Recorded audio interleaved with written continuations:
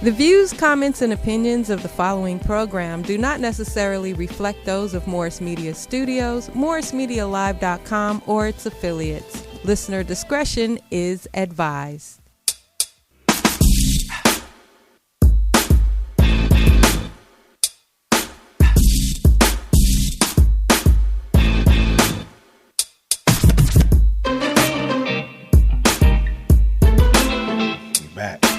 Welcome to the Vibe of the Tribe, where energy meets wisdom, giving you something to think about. Yeah. We are so happy to be back again. Yes. And ironically, the topic of our broadcast today is called Back Again. Yes. But I won't take any more time. I want to just jump right in. We have two very special guests on today. One of whom I gave birth to. All right. You get the credit, Mama. You get the credit. Yes, this is a proud Absolutely. mama moment. Okay, and I'm too thrilled to have her sitting and vibing with the tribe on today because she's in high demand. And we also have another very special guest. Yes. We added a little more muscle, a little more yoke, a little more manpower to the tribe. You know what I'm saying? And so we have two special guests. And without further ado, I'll ask them to introduce themselves. I won't offer an elaborate introduction. I'm Michelle Jackson, Tanisha's daughter. All right. And I'm Terrell Tillman of Lessons Learned. That's what's up. I'm so happy to have our high-valued man back. He's been booked and busy. Last month they left me solo bolo. Absolutely. But it's okay. Yeah. And say what's up to the people, fam. What's up, people? Glad to be back. You know, just doing what we do, being what we be. It's going to be what it's going to be. It's gonna be what We it's love gonna y'all. be. Shout out to y'all. And I'm feeling the vibe. What about y'all? We vibing. We vibing. Most definitely. An important topic today. It's going to be phenomenal. It's going to be epic. It's going to be large. It's going to be splendiferous. From the gutter to the galaxy. We Yes. vibing. Yes. We also want to give a shout out to Kimmy Fresh and Christian in their Yes. absence. We love you. We miss you. But they're also booked and busy. So without any further delay, let's go into the topic for today. By a show of hands, audience and co-hosts, how many of you have ever been locked up? Dang, the panel. If not, panel. right. If not you, an immediate family member or friend. Absolutely. We need some hands and toes in there too. wave. Put up two Parade hands. wave. Right, parade wave. So this subject of anti-recidivism is very real, raw, and relevant, as Kimmy Fresh would say, just by the show of hands represented here. What's anti-recidivism? Well, I'm glad you asked.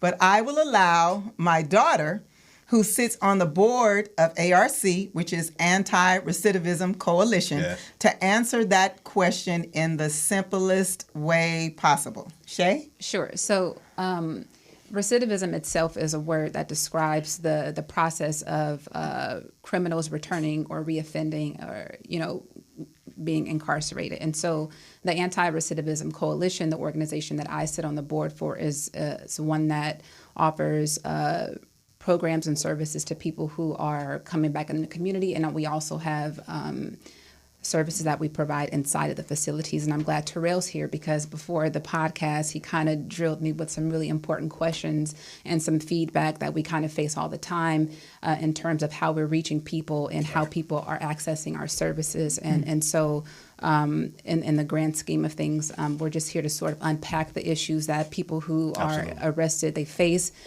pertaining to the pathways into incarceration, the conditions of confinement, and reentry issues. So that's big. That's real big. big. And please understand, prison is big business. Absolutely. And Yes. the reason why, I believe, is because of long-lived economic and racial disparities, the population of repeat felons, and in addition, new felons. And there's a hole in our system that will not recover with a lick and a Band-Aid like times past. Did you know the American criminal justice system holds almost 2.3 million, with an M, people in 1,719 prisons, 109 federal state prisons, 109 federal prisons, 1,772 juvenile facilities, 3,163 local jails, and 80 Indian country jails, as well as military prisons, immigration detention facilities, civil commitment centers, and lockdown psych facilities. Like, people are living good off the incarcerated. I had a guy last week say, I'm going to make light of the situation. I was at Lobster Fest last week. Guy was in line with us, and he said, yeah, my kid's been asking me for years, Dad, what school you go to? And they make a joke. They didn't know it was a joke, but they've been saying, my dad graduated from Penn State. And he said he would smile all the time, but he'd be chuckling on the inside. Yeah, and he'd be like, yeah, I graduated from Penn State with a full ride. My major was in public relations. And I thought that was a clever way to give light to the circumstance. You know what I'm saying? Yeah. And for his kids to be proud. They don't know the real, but they was proud that, my dad went to Penn State. And the cold part about it is a lot of our dads went to Penn State and graduated with a full ride in public relations. But on the flip side of that, I know people who don't call it Penn State. They call it the concrete jungle. I know people that call it the belly of the beast. And so to make light of it is just to put a positive spin on a situation that could be dark and grim for many. And a lot of people feel forgotten in the pen. And so we wanted to bring this subject to surface so that, one, we spotlight those who feel forgotten and bring some solutions and tools to them, if you would allow us to. Also want to spotlight schools, not prisons. Have you heard of schools, not prisons? It's a very real thing. Very real thing. I'll tell you a little bit more about that. Right. Melina Abdullah is a lead organizer and founder of Black Lives Matter LA and professor of Pan-African Studies at Cal State LA, who happens to be the godmother of my girls. Mm-hmm. Now, she was featured in a documentary on BET, and it was demonstrating racial disparities in the community and how minority students are impacted by the overuse of punishment and incarceration, which grooms them for mass incarceration. Absolutely. If you feel what I'm saying. This stuff that they checking you at the front gate, locking down the facility, they getting you ready. They getting you ready. They getting you ready. And so this is where I learned of overspending on prisons. They spend $62,300 to house every inmate each year versus, check this out, $58,000 a year for a student to go to UCLA. Absolutely. Yeah. You see what I'm saying? So here is where our subject, anti-recidivism, is the evident solution. Y'all vibing? Yeah. Yes, we are. All right. This is a big So, issue. Elder. Yes, ma'am. When you went to prison years ago, Telling my age. It's all right. What programs, if any, were available to you when you touched down? Well, it's a lot of programs in the state, and 90% of the guys don't even take advantage of the programs. Did you? No, I didn't. Okay. My program was upstairs with the Lord. So your strategy was all my strategy spiritual. was spiritual, and that worked for me. Mm-hmm. But as far as to your question, as far as I'm, and Terrell can probably back me on this, as far as I know, you can get an AA degree in the pen, so you can get education. And they do have, you can get education, and they have programs, pre-release programs, but okay, prison is one thing, but personal is another. Okay, shed some light on that. And you have to have a made up mind on what you want to do. That's true. I agree with that. You have to have a made up mind on, hey, this is what I'm in here. Okay, just like Terrell, he's gonna give you his story. He was in there writing a book, wasn't playing. You know, instead of being on the yard, playing chess, playing dominoes, lifting weights, all that's fine. But the majority of what a person should be doing when he's incarcerated is getting his rethinking back together. Tell us how you did that, Terrell. Me personally, I said to myself when I went back to prison the second time, because this was my second time going to federal prison, and the first time I went to federal prison, I was 18 years old, and I got sentenced to 12 and a half years. I ended up doing 11 years and getting out, doing 6 months halfway house, and completed paper after 5 years, and I was doing well. I had said that I wasn't going to sell any more drugs, I wasn't going to harm my community, but the association, being able not to speak on that, sever ties with certain people in my community that I felt were my homeboys and long-lived friends from childhood. And once I got caught up in a situation, it was too late.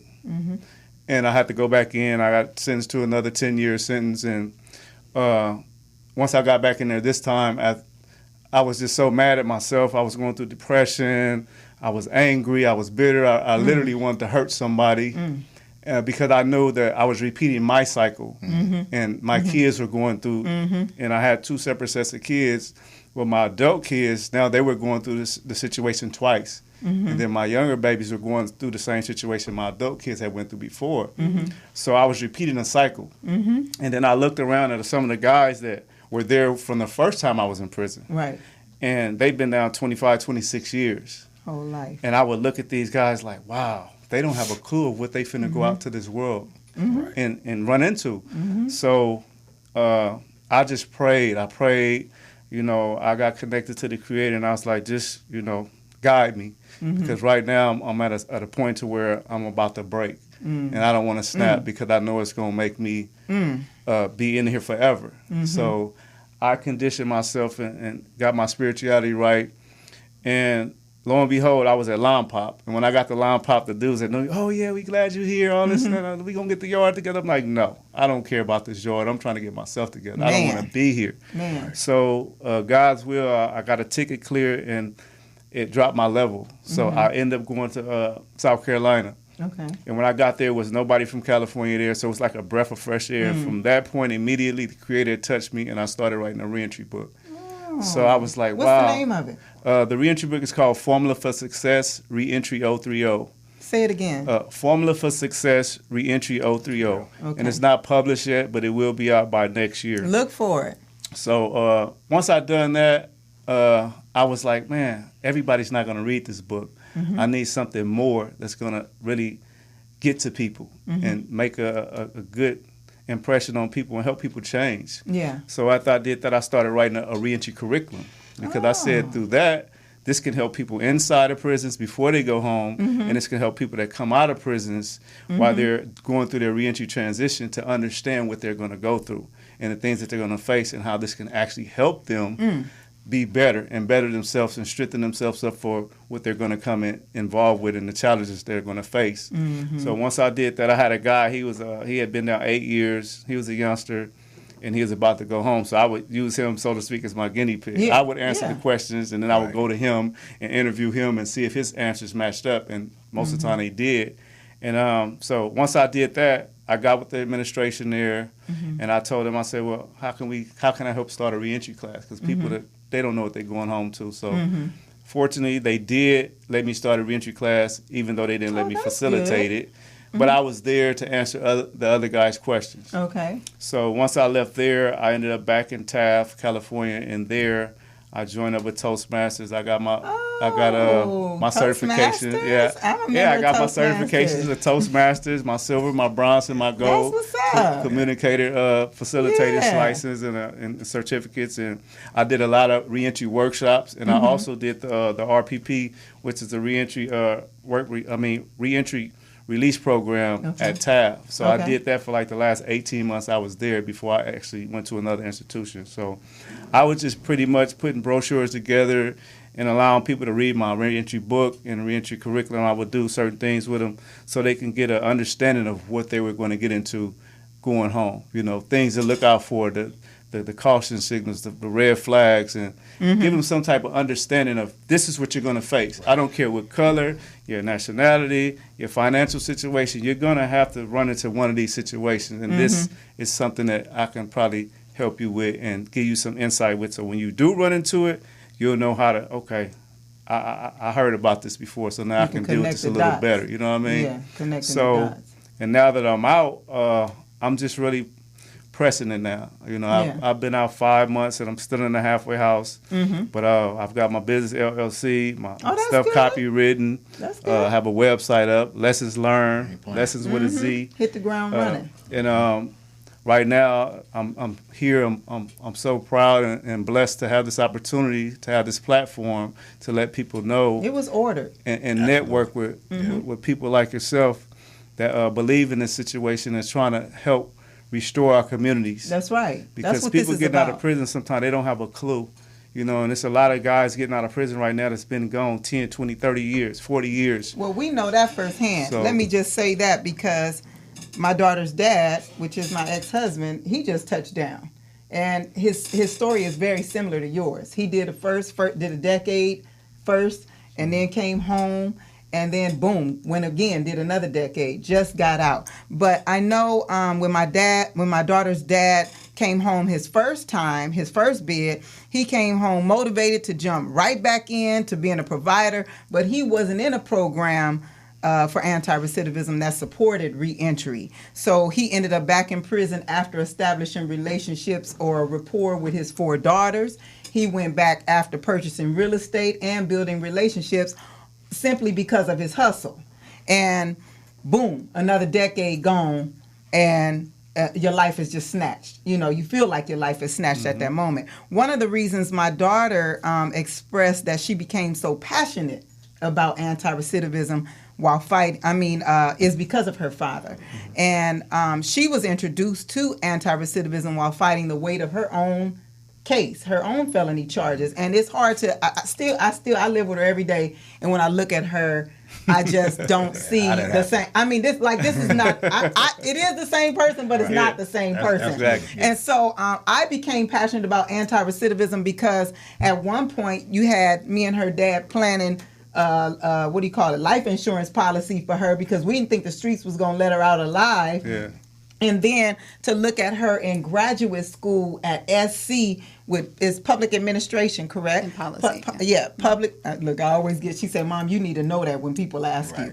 But she's in her last semester of graduate school, so anything is possible. I look at you, Terrell, and I got a lot of respect for you just wanting, number one, wanting to change, 2, implementing change, and 3, trying to help somebody else. Because, you know, our culture is known for being crabs in the basket. Very selfish. You got to get your own. And that's what pushes a lot of felons to, when they get out, to go back to their hustle. Because you don't have the support you need. Yeah. Ain't nobody trying to give me when my ex-husband got out, he needed housing, he needed transportation, he needed a bank account, he needed credit, he needed trade, he needed his your driver's license, like simple stuff. Social security number. I can't get to the Social Security building. I ain't gonna be able to open an account without the driver's license. Like all these little bitty things. You think you can strategize yourself, but when you don't have nothing but what you came out the pen with, it's hard to do that on your own. So these programs, I remember when he came home and got in, the first program he got in was MCDR. He completed that program through Amity. And then he went to a program in Watts called Dad's Back. And then from there, he got into ARC. But my daughter wasn't quick to just snatch her dad in because she wanted to make sure, it's like, you ready? Are you finna do this? Are you ready to do the work, Dad? Like, I don't want to have. And she could give more light on that. I'd like to speak to it just for a second. I think that. So I was in the juvenile justice system, which is slightly different, but just as profoundly flawed as the adult prison system. There too. Yeah. And so I think that just to sort of humanize the conversation and the issue a little bit more, what happens is that even if we used my achievement as a USC graduate student, we still have to think about all of the sort of complex blends of issues that bring us to the issue to start with, all the domestic issues, the personal issues. And a lot of people look at me as a success story, but there's a lot of things that I really, really still struggle with as a person, as a student, as a daughter, just as an individual. Yeah, and so when I come to this conversation, I'm really just thinking about what it means to be someone who is trying to contribute to the betterment of a system that's so just systematically flawed. You know what I mean? And so when we talk about being inside of these facilities, the one things that we have in common is like how we chose to do our time.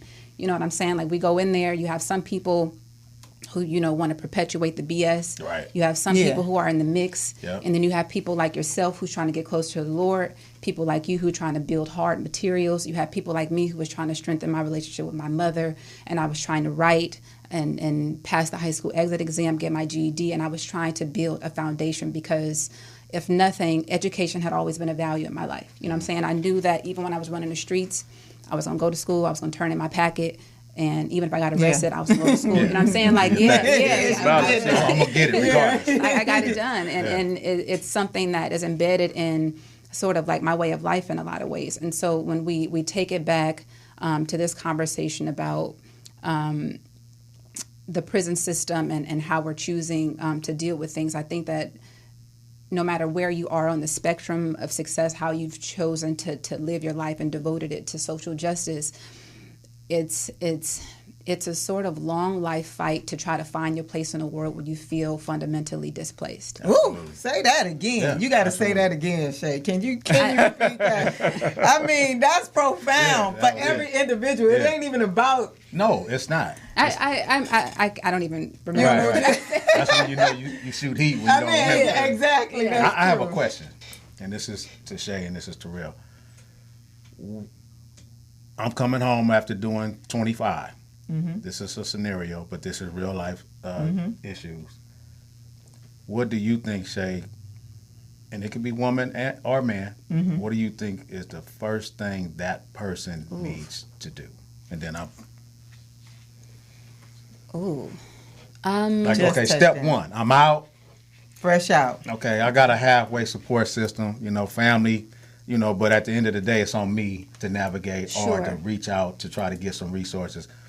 What is the first thing that person needs to do? Does it need to be like, do I need to deprogram myself or what? I think that a person has to get some sort of counsel or orientation. That's good. In some sort of organizational context. Okay.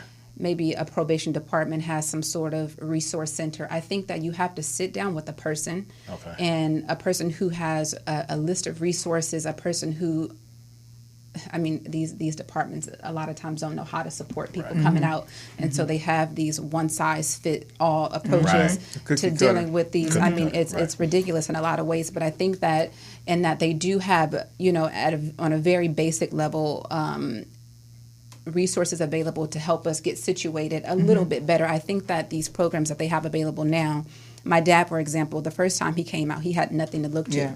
These programs that he's involved in now, they literally went inside of the facility. That's true.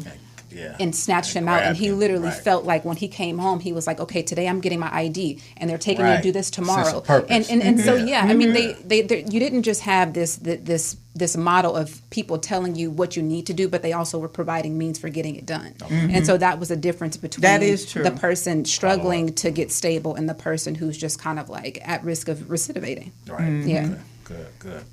And then let me to add to that. I need to hear what he says. Okay. I'm curious because he's pretty much in it. He's in it. He is living in a halfway house. I know what he's doing, but I want him to. My first thing is this: when a guy goes to prison or if a woman goes to prison, they have to make up their mind. Once they get in them doors, what are you going to do? What is going to be your focus? Do you want to perpetuate the BS in here? Do you want to get it together so that you can go back out right? But my thing is, you have to have confidence in yourself. If you don't have confidence in yourself to say, I can do this, not just saying I need to do this, but I can do this. It's a difference. Yeah. I could turn this 360 and get my life together. You're not going to do it. Because you don't have the confidence in yourself. You can have all the resources in the world. Well, that's powerful. You can have all the resources in the world right at your disposal. If you don't want to do it and you don't have the confidence that you could take that stuff and use it, you're not going to do it. So I think just like in my book, that's the first chapter, confidence. A person coming out of prison have to have confidence that he can get back in society or she can get back in society and make it, whether you educated or not. Listen, I got the confidence. I might not have good communication skills, but I got the confidence that I can talk to somebody good enough to where I can get to where I need. That's So I powerful. have You know a what I mean? question though, because I see confidence as a resource because it's not given to you. You have to You have be to introduced earn- to it. but you- So like, how do you have the confidence to take advantage of the resources that are before you? Because in the prison system and the prisons themselves, the issue is not the lack of resources in today's age. The prisons are inundated with resources because, there's this growing realization for the need for it, right? Yeah. But then you have these guys who are choosing not to take advantage of them. Part of it is oblivion, part of it is carelessness, and part of it is the lack of confidence. But what is it that you do to gravitate people towards programs that could truly transform their lives and if the they thing don't about have it is the... this, like, if you got a guy, he said, okay, they got the GD program here. If you got your GD, they got college programs here. Or they got adult continuing education programs here. They might have skill set trades there. Get them done. If you feel like, okay, well, look, hey, homie, I can't read too good. Get with somebody that you got confidence in to help you learn how to read. Don't just be there dumb just because. But if you feel like, listen, I need to learn how to read. I need to get a little more educated. Find somebody in that room or in that place or on the phone that's going to help you get your self-esteem up to ask. Yeah. That's one thing about people in life. They're afraid to ask questions when they don't know or to seek help. That's one of the biggest flaws in the human race Hit it on is the nose. being able to ask for help. I struggle with it all the time. I'm trying to implement big it thing is now, pride. but That's I don't want pride. But I don't want to seem like I'm needy, but I am Yeah. needy. Yeah. I need help. Yeah. And I'm You not gotta humble going yourself I'm not to be going to able to do perpetuate that. I don't. I'm not Yeah. going to say that I don't. I'm not going to have my pride and my self-image and what people knew Yeah. of how I used to be a go-getter and Yeah. having everything. I need help, man. Yeah. I needed a ride to get here today. Yeah. I need a ride to get back. Yeah. Got you. There's things that people come out of prison that don't have. And that support system, that's confidence support system, the education and insight to know how. Because reentry is more than just, okay, you getting out of jail. It's different components to this stuff. Talk There's about that. things like, surroundings. First of all, if you're not getting out to a suburban area where it's affluent with money Yeah. and resources and Which things is that you unlikely. need, you right back into the frying pan. Absolutely. You coming from South Central or ghetto, anywhere, you going right back into the frying pan. The stores on the liquor store, the stores, the drugs, all the BS is right there. So what you gonna do? What you gonna do? If you can't have the self-discipline and self-control, Oof. Yeah. that goes with the confidence level. I got confidence to say, I'm not finna indulge in that. Yeah. I'm not finna get with my homeboy because he want to come holler at me. I know he doing good. He Yeah. balling. He could put me on or Yeah. he could look out for me. Right. Because guess what? You don't know what that man been doing since you've been in Right. prison. Absolutely. You don't know Right. what he's into. And that's Right. similar to how I got my second case. Yeah. Association. And those things are really hard, especially when you got family members that you're connected to or close loved ones that you deal with, or they might have looked out for you while you were in prison, or they was waiting on you to come out. That's now real that you talk. hear, they're like, hey, homie, I got you. Yeah. How do you turn that down? Oof. How does reentry really look, on the surface of doing it? Oof. Because just saying, yeah, I'm Feet. out and I could do this, I could do that, but when you get out here and you get those temptations, do give you $1,000, you don't know where that money came from. That's true. That's You true. know what I mean? You don't know what he been doing. You don't know if he's on an investigation from the feds or the locals, or if he's or God forbid, if he's a CI Right. and he's setting you up Right. for the bait. Right. You know what I'm saying? Mm-hmm. That's continuing enterprise with the feds. You can get out the feds and have somebody that's selling drugs, and you get them some money or get a gift from them. Now they say, oh yeah, so you was still in the game. You connected with this guy. Yeah. He going down. You're gonna be right on this indictment with him. Yeah. Right. You're gonna be So right you with have to have the self-control and self-discipline to stray away from everybody that you know that's doing illegal stuff. Say that Not again, saying- Terrell. You got to repeat that again. When you come out of prison, the first thing in your mind, you have to be able to stray yourself away from people that you know or even question that they're involved in a criminal lifestyle. Yeah. Because if you don't, you're risking a chance of getting caught up in somebody else's investigation. And once you're in investigation, the system don't care. It's about numbers. Because once you involve, you involve. Absolutely. And you just a number. You gonna ride this out, do your time, or you gonna go inform it? One or the other. Wow. So you have to be careful of that when a person is offering you help. You know what I mean? And that's how you, like I tell people, your support system is exclusive choices that you make. Right. You guys you can introduce me to 10 people, but it's my choice if I deal with those people. That's true. You know what I mean? But if I know my cousin selling dope, my uncle over here, he's selling dope, the homeboy, he balling, I know off the rip, I'm not dealing with them dudes. Yeah. I can't even, thumbs up, homie. Yeah. Wish you the best. I can't get in your car. I can't be on the phone really talking or texting to you because you might be talking reckless or your stuff might be tapped. Right. I have to protect myself. That's smart. So That's that's one of the first things that people coming out of jail got to realize. Yeah, and when that's you don't wisdom. have that thought of that whole situation even coming into play, you blind to it, and you could be a victim of it like that. And let me piggyback off what you just said too. My biggest strength, how I stayed out so long, I've been out since 2000, so it's going on 20 years. I had to stay away. How'd you do that though? I had to make up my mind and knew that I had triggers in the community. I had triggers in the hood. Smoking sherm, that's a trigger for me. Robbing, that's a trigger for me. And even homies giving you your dap. Oh, you back. You know, Yeah. oh, it's on now. Celebrating. Yeah, it's finna be on. Terrell know what I'm talking about. It's finna be on, you back. The influence of that and being familiar with that can get you caught up in the maze and in the spider web of being familiar of where you come from. My biggest strength was I said, you know what? I have to stay away. Because in order to decide, you have to automatically divide. Ooh, come on, E. Period. Come Period. on, back Period. up again. True. Before you decide, you have to divide. Yeah. Did y'all hear that? Before you decide, You have to divide. Because you can't have two together. You either got to go right or left. You got to choose. Right. I'd like to speak to that too, if Yes, I come could. on. I think that this is one of the things that I found most difficult. It was that I couldn't straddle the fence, and Because you're not that type of person. my upbringing and the person that I had grown to be told me that I didn't belong to that setting. But everything that sort of verified who I was as a person was on the other side of the spectrum. Right. So it's just like when you choose, and it's a very unfamiliar, foreign kind of place to be. You know what I'm saying? But It's you not literally comfortable. you just have to choose. It's very isolating because Right.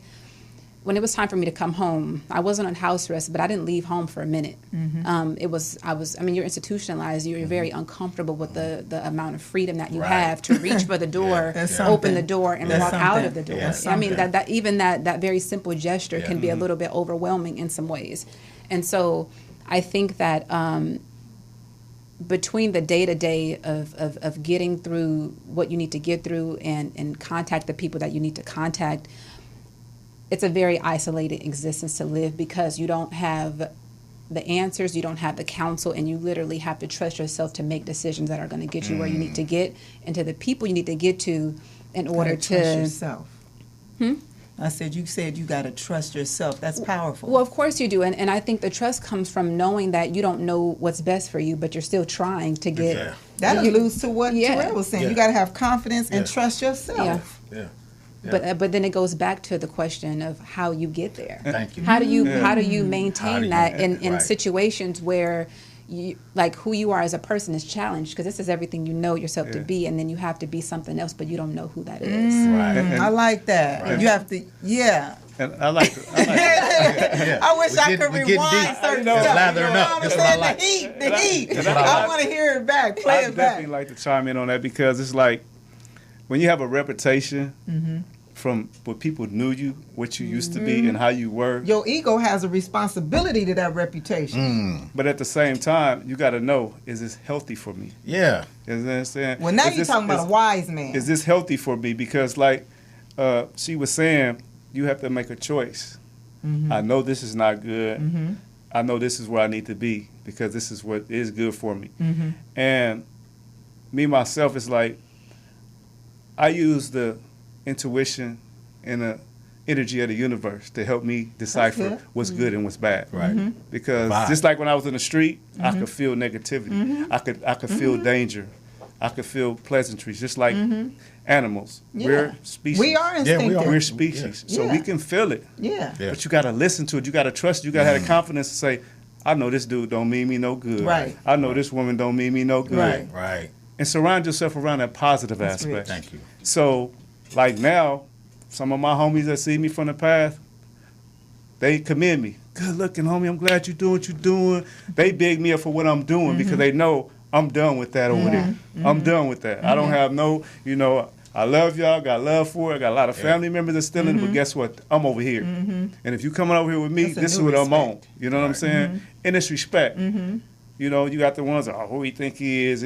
But so what? I don't Yeah, care about that's that. right. That comes with the territory. That's right. Just don't bother me. Right. Yeah. You know what I'm saying? Yeah. Right. Stay over there, and I'm over here. Right. Right. And Yeah. that's basically, you have to be confident that not worried about what nobody else thinks about you, because this is your life. Elder, who did you say said when you lead, you bleed?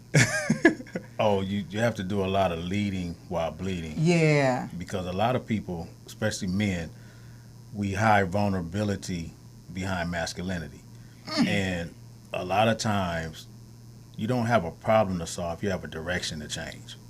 And if you think about that, you don't have that's a problem. No, just stop, just go the other way. Right. Does that make sense? Yeah. Just change your sense of direction. Yeah. But how do I know where to go if I don't know where I'm at? I can give you a map, right?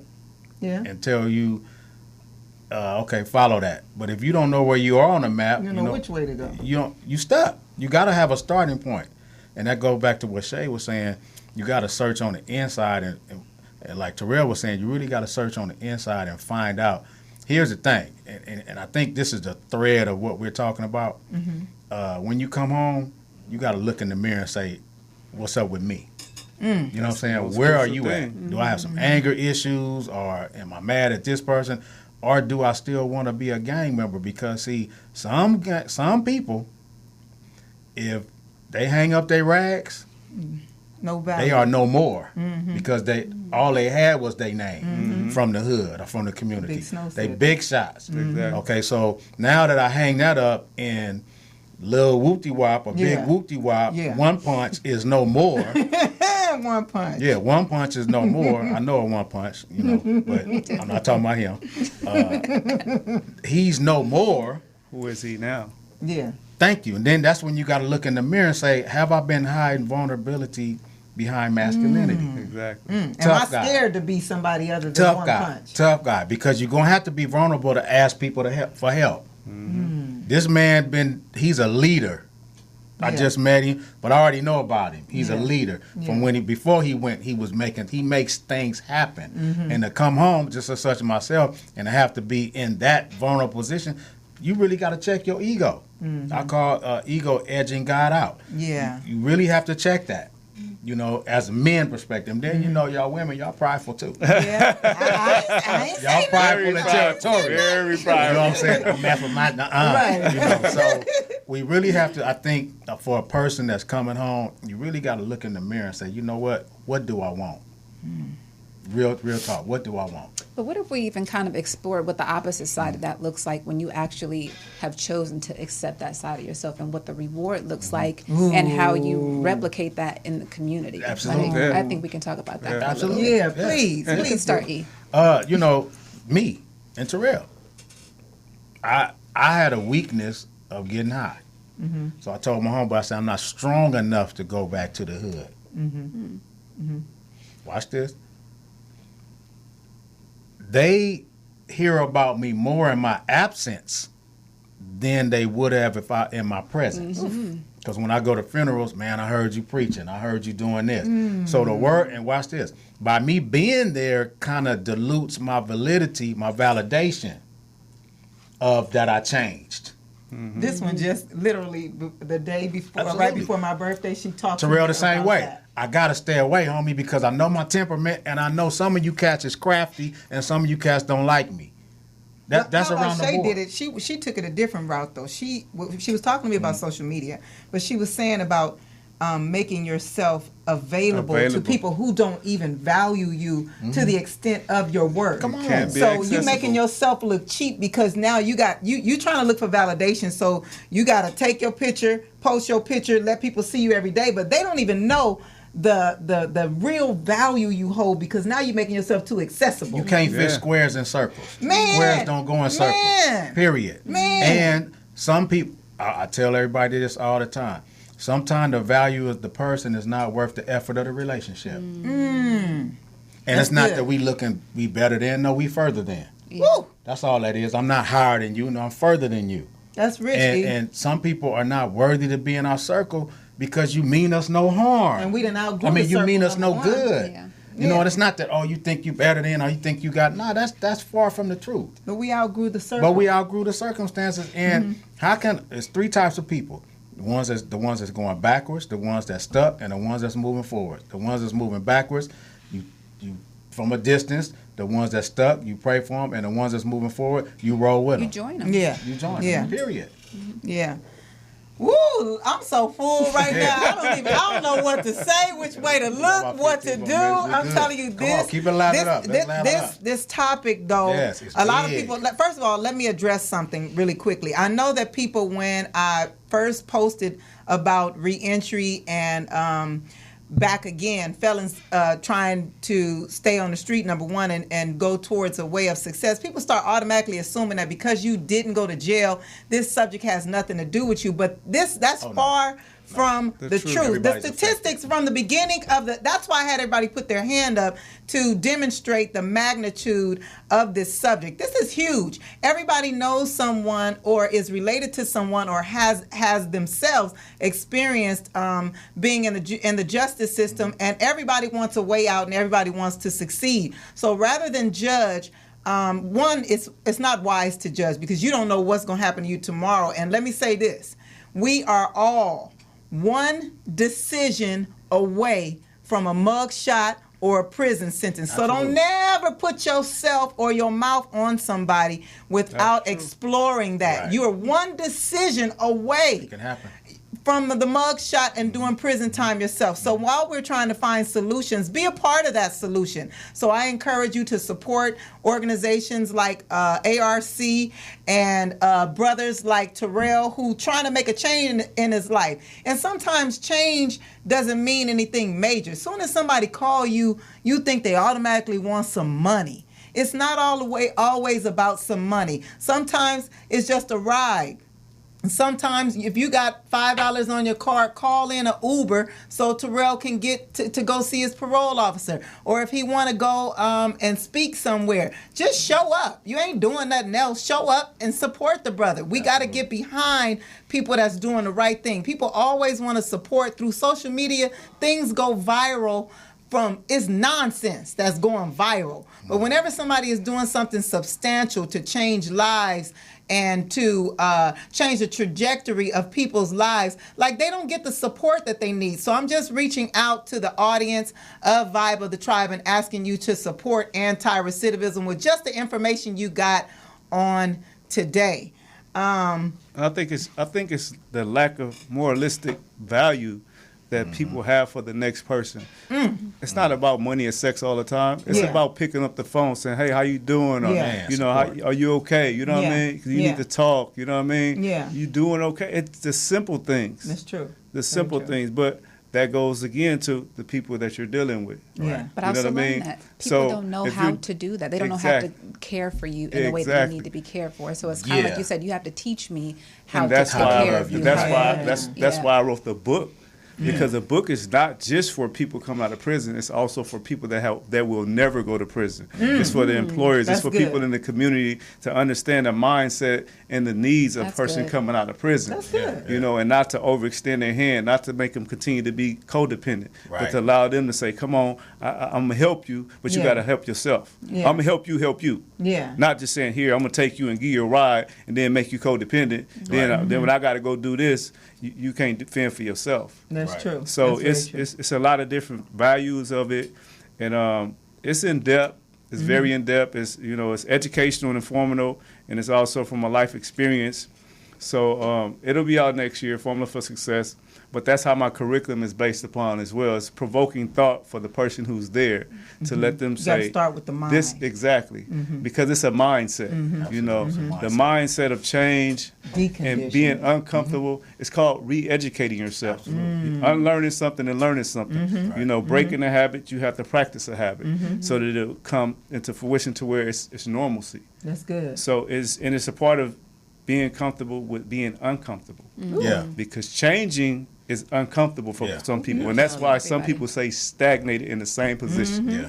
You know, dealing with the same people. Well, I don't want to deal with nobody new because even though he or she treat me bad, I know what I'm getting. But guess what? If you don't even have to deal with he or she and you can go over here and try something different, what's wrong with that? They uncomfortable with it. So Right. comfortability with some people makes them stagnant or makes them regress in their own lives. That's so true. And you know, that's one of the biggest things with people coming out of prison. They just don't want to do nothing different or they don't know how. So, Right. you know, and that's what I was explaining to Shay. The guys and the women coming out of prison, they need to be able to get these resources that are here for them. You know, and Exposure. like I said, you got a lot of people that say they do reentry and this and that and the other, but not getting it to the people that actually need it. Yeah. They getting to the people that want to lace their pockets with the money Yeah. and misallocate those funds. Yeah. Not saying you, Shay, Yeah. or Art. No, I'm no, gonna no. defend Not my saying organization. no, not saying you. I'm gonna make that clear because when I speak about that issue around anybody that has an organization, I don't never want to take them Yeah. them Yeah. to take that person because Yeah. I understand that they're doing the work. Yeah. They wouldn't be doing what they was doing if they really didn't Yeah. care. We But hear you. we do know there's bureaucrats and Of office course. people that Oh, yeah. get the Of money course. and misappropriate it. But it needs to be funneled down to the little people who they say reentry or recidivism, because reentry is a part of not being recidivism. Right. If I can help you come into the world and do a reentry transition to where you go this way, you're Yeah. not going to recidivize. Yeah.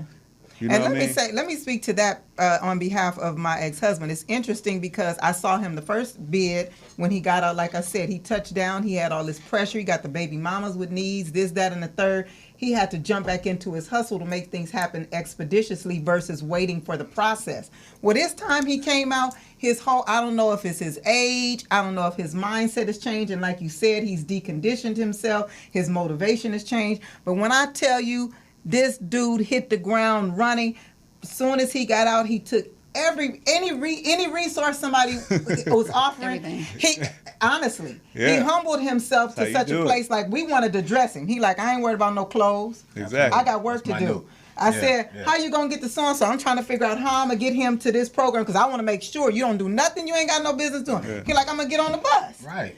I said, and to see the humility that he came, that's in his heart, and to see how he walking it out without worrying about the latest car, without the chains, without, like you said, the homies who got it, because he know how to make a phone call to get to whatever, Yeah. to all the bad news. Yeah. But he, like you, has said, no, I ain't got time for nothing. Matter of fact, I'm focused on family because I lost a lot of years with my Exactly. kids. So what's important to him after a hard day's work is just talking to his daughter and just watching those things.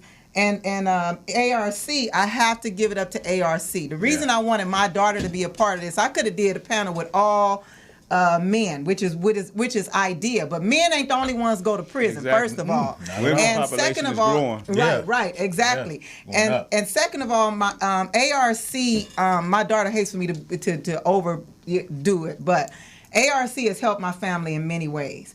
One, there was a mentor in juvenile hall with Inside Outriders. Shout out to you, Nana, who took my daughter under her wings. And at that time, Shay was more than a notion to handle. I'm telling you, she was something else. And she was patient with her. She took her to, exposed her. I'm not going to get into details, but she exposed her to people that, Exposure. I mean, the exposure That's it. meant, my daughter just took me for the first time. She'd been working for celebrity attorneys for over a decade. First time going to the office. Now, she'd been there 10 years. I was there. I mean, I watched them groom her from all the way up. But she took me, and I was like a little kid in the candy, so I couldn't Ooh, believe that yeah. this is what she does every day. And so it was just amazing because where we come from, those things are unheard of. And then not only did they do that, she can tell you more about if she wants to, but my little sister did 6 years in the pen, got out last year this time. Elder gave her housing. I didn't know what to do for her other than try to point her to Right. the people who could help her. Right. Elder gave her housing. Shay connected her with ARC. They immediately put her in what do you call it? With her. Yes, they start walking with her, telling her do this, that, and the third. Meet every day. She was so excited because she was sitting with people who did time like she. They sharing each other's stories. They telling each other how to get day to day. Every day you had a place where you can go get some clothes. Somebody would catch the bus together to go check into school. So I'm watching these things unfold and saying it can happen. And then to look at my ex-husband, he's in the program. He said nothing turns his stomach more than for somebody to be in the program and not take advantage of the resources. You got people who want to see you succeed. They got all these things in place to help you succeed, and you're not going to use them? Yeah. So before we close I'd like to speak to Terrell's point earlier, just because I think it's an important point to make. I'm from a service provider's perspective. So I've been a part of ARC since before it was an organization. It earned its 501c3 status 4 years ago, and I'm a founding member now, a board member. But I think what happened is that ARC went from a very, very small organization that started kind of like in a room like this, and over the course of 4 years turned from a $700,000 organization to a $7 million organization. It's become like there's a really, really complex kind of operation of trying to provide services for people, and in some ways doing God's work, from one perspective, and then doing the government's work from the other. Spiritual work and social work. You know what I mean? And it's a very, very tricky situation.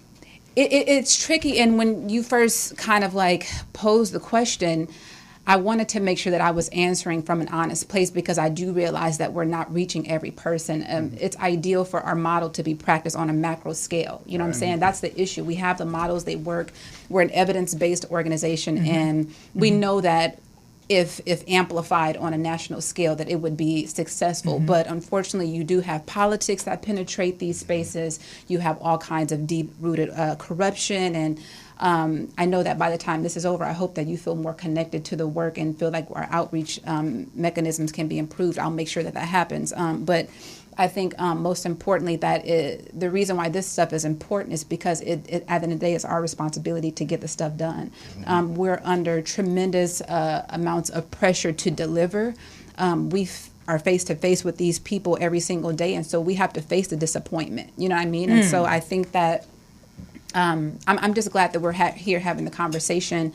The last couple of years since I started grad school, I've been very distant. I think the work is very vexing and emotionally tolling, and I think that even as people who come out of these systems, we have to use our discretion to step back from it when it's necessary. And I've been there. When I leave here, I'm going to be going to Camp Scott. I'm glad you said that.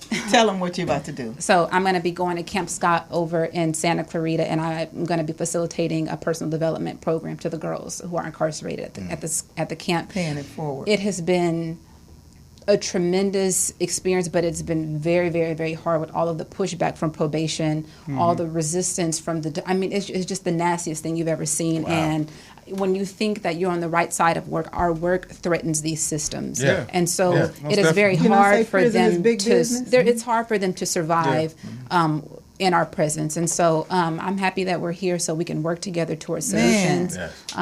But this is where the work truly starts at grassroots level. And that's why when I created Lessons Learned, I didn't want to have to depend on state or government funding. You know what I mean? Strictly because this is coming from me. And it's enough privatized money that's out there, and if they see my passion and what I'm trying to do, it'll come. They'll pick it up. You know, through God, through the Creator, I'll get the funding that I need. But I'm just want to help people come out of prison to understand what they're going through. And if they can come sit down an hour or whatever and do a class to learn these different components of how to re-enter society in a positive way and transform their life, that's what I'm doing. That's what I'm there for. So my services is open to people coming out. It's unisex, it's multi-diverse, and it's simple. It's real simple. Tell them how to get in touch with you, Terrell. Well, you can get in touch with me on my website. It's Lessons Learned. It's lessons with a Z, learn.com. And you can go to my site and you can check out all of my services. I have a prevention services, intervention services, and incarceration services, to where I have reentry class, people coming out of prisons, pre-release services for families to know how to receive their loved ones when they're coming out. So it's a lot of different intricacies in there, but I service it all because I've done it and I know it. So I'm just trying to give back and help other people learn from. That's why it's called lessons learned. Learn from my mistakes. Learn from the mistakes that I know from other people. Right. Yeah. Because these are lessons learned and it's valuable. This is how we're going to close How much time this. do we have? We have a few minutes. Just a few? 3 minutes. Yeah. Okay. I want each person to give a lesson. What could you say to someone who is incarcerated, about to come out? What kind of advice could you offer them quickly, each of us? I think that an individual's wellness is contingent upon their service to others. And so no matter what situation that you're in, it's your duty to sort of pay that forward in conversation and support and service in whatever capacity you're able to. But I think that people need to sort of practice more selflessness and extend their hand to people who need it, no matter what context. That's good. Yeah. That's good. If I could give any advice, I haven't served a day in the pen. I never went to Penn State. But when I say it hits close to home from, like I said, my daughter, ex-husband. So if I could give any advice, I wasn't always the most supportive person, but now I have a new understanding of and a newfound respect for people who survive those situations. And all I could offer is my best support within my capacity, and that could be something very small to something very grand, but support them. That's my advice. My advice is you're going to have to separate yourself from certain people.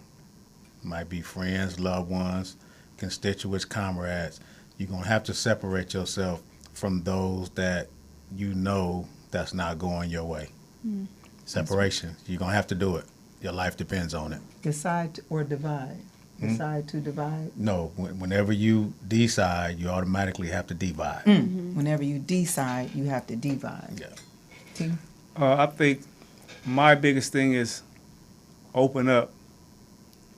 Don't be reclusive. That's the worst thing you could do is be reclusive. Open up, ask for help, talk to somebody. You're not the only one that went through this. You're not going to be the last. You're not the first or the last. Open up. Closed mouth don't get nothing. That saying right. is so true. Open up to somebody. This is powerful. We don't have a book of the month, huh? Well, we do have a book of the month. We have Terrell's book. So even though it hasn't hit the shelf, Shay, do you know any books, reference books? But we first want to spotlight his book. Yeah, Tell that's him why I one didn't more bring that time. book. Well, my book is called Formula for Success, Reentry 030, and it'll be out soon. Okay. Be looking for it. Be looking for it. So I have a book recommendation, and so I don't know if you guys have referred this one before, but there's a book called Just Mercy by author Brian Stevenson, who is the founder of the Equal Justice Initiative, and they're doing massive work in the social justice, specifically criminal justice system. And this is just a groundbreaking book that Scott Butnick, who is the founder of ARC, they are now creating a movie around this book, and it is just monumental. And so we're all looking forward to having honest portrayals of people and their experiences of incarceration in the books in the hands of the people. So that's we're good. really That's excited. rich. Yeah. This was powerful. So I hate to end this, and I know you do too, but you can always like the video. I know how it just hurts your hand to push the like button, but look, just do this. Boop. Boop. You can just touch the like button, and you can also hit the share button. Boop. So easy. Share the video with somebody you know, somebody you love, someone who could benefit from the information, or just somebody who want to see a panel of real people who trying to make change in lives. This is the end of Vibe of the Tribe.